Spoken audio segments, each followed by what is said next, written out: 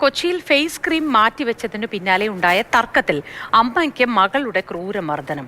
കമ്പിപ്പാര കൊണ്ടുള്ള ആക്രമണത്തിൽ അമ്മ വാരിയിൽ ഒടിഞ്ഞ് ചികിത്സയിൽ. മകൾ നവ്യയെ പോലീസ് പിടികൂടി.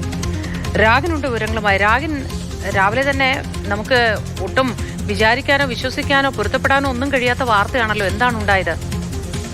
കഴിഞ്ഞ തിങ്കളാഴ്ചയാണ് ഈ സംഭവം ഉണ്ടായത്. ഈ ഫേസ് ക്രീം മാറ്റിവെച്ചതിനെ ചൊല്ലിയുള്ള തർക്കത്തിലാണ് അമ്മയ്ക്ക് മകളുടെ ക്രൂരമർദ്ദനമേറ്റത്. നിവ്യ, 30 വയസ്സ്. നിവ്യയെ ഇപ്പോൾ വയനാട് നിന്ന് പനങ്ങാട് പോലീസ് സംഘം പിടികൂടിയിട്ടുണ്ട്. പനങ്ങാട് നിന്ന് പനങ്ങാട്ടേക്ക് അവരെ കൊണ്ടുവന്നുകൊണ്ടിരിക്കുകയാണ്. അമ്മയെ സ്ഥിരമായി ഇവർ ഉപദ്രവിക്കാറുണ്ടായിരുന്നു എന്നതാണ് വ്യക്തമാക്കുന്നത് പോലീസ് സംഘം. മാത്രമല്ല, ഇവർ നിരവധി കേസുകളിൽ പ്രതിയുമാണ്. നിവ്യ ലഹരി കേസ്, അതോടൊപ്പം തന്നെ കൊലപാതക കേസിലടക്കം പ്രതിയാണെന്നാണ് പോലീസ് നൽകുന്ന വിവരങ്ങൾ.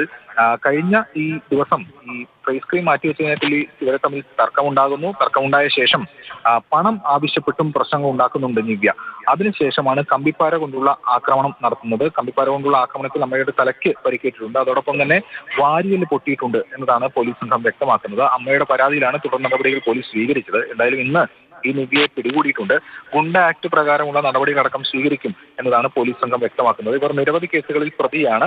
സ്ഥിരമായി ഇത്തരത്തിൽ അമ്മയെ മർദ്ദിക്കാറും അല്ലെങ്കിൽ അത്തരത്തിലുള്ള പ്രശ്നങ്ങളൊക്കെ ഏർപ്പെടുകയും കേസുകളിൽ ഉൾപ്പെടുകയും ചെയ്തിട്ടുള്ളവരാണ് നിവ്യ എന്നതാണ് പോലീസ് സംഘം. കൊലപാതക കേസിൽ വരെ പ്രതിയായ ഇവർ എന്തുകൊണ്ടാണ് പുറത്ത് വിഹരിക്കുന്നത്? ഇവർക്കെതിരെ എന്തെങ്കിലും ശിക്ഷാ നടപടികൾ ഇതിനു മുൻപ് ഉണ്ടായിട്ടുണ്ടോ? ലോക്കപ്പോ ജയിൽവാസം അടക്കം അനുഭവിക്കേണ്ട അവസ്ഥകളൊക്കെ ഉണ്ടായിട്ടുണ്ടോ ഇവർക്ക്? പോലീസ് സംഘം പറയുന്നത് മുൻപും ഇവർക്കെതിരെ നടപടികൾ സ്വീകരിച്ചിട്ടുണ്ടെന്നാണ്. അതായത് കേസുകൾ വരുന്ന ഘട്ടത്തിൽ അത്തരം നടപടികൾ ഉണ്ടായിട്ടുണ്ട് എന്നതാണ്. ഇത് ഇപ്പോൾ ഉണ്ടായത് ഏറ്റവും റീസെന്റായി കഴിഞ്ഞ ദിവസങ്ങളിലാണ്.